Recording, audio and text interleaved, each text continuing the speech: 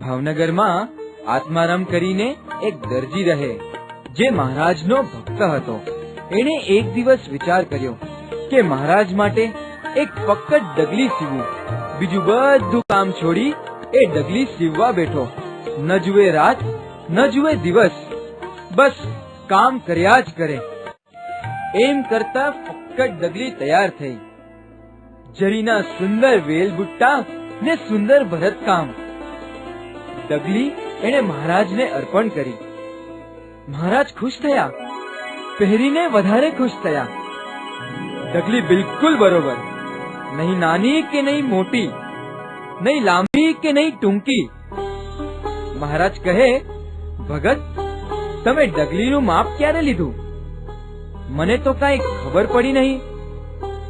ત્યારે આત્મારામ કહે, મહારાજ, આંખ મીચું છું ને તમે દેખાઓ છો, પછી માપ લેવા બીજે ક્યાં જવાનું?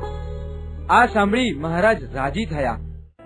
મહારાજની આ ડગલીની વાત છેક ભાવનગરના રાજાના કાને પહોંચી. રાજાએ એ ડગલી જોવા મંગાવી.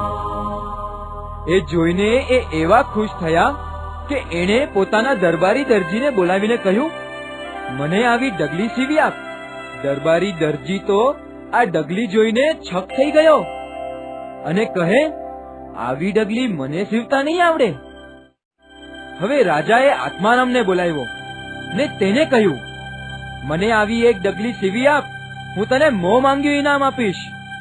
આત્મારામે બીતા બીતા કહ્યું, મહારાજ, સીવું તો ખરું, પણ આવી ડગલી નહીં સીવાય. રાજાએ પૂછ્યું, કેમ? ગમે તેટલું ખર્ચ થાય, મને વાંધો નથી. આત્મારામે કહ્યું કે વાત એમ છે કે, અને બોલતા બોલતા આત્મારામ અટકી ગયા અને પછી બોલ્યા, મહારાજની આ ડગલીમાં મેં હેતના ટેભા લીધા છે. બીજી ડગલી સીવવા હું એવું હેત ક્યાંથી લાવું? આટલું બોલ્યા અને રાજા સમજી ગયા કે આ મહારાજનો ભક્ત છે. ભક્તને મહારાજ પર પ્રેમ હોય એવો મારા પર ક્યાંથી હોય? પછી તેમણે ડગલી સીવવાનો આગ્રહ કર્યો જ નહીં. તેમણે આત્મારામને ધન્યવાદ આપ્યા અને ઇનામ પણ આપ્યું. આવા હતા મહારાજના ભક્તો. એમને મહારાજ પર જેવું હેત હતું એવું બીજા કોઈ પર નહોતું.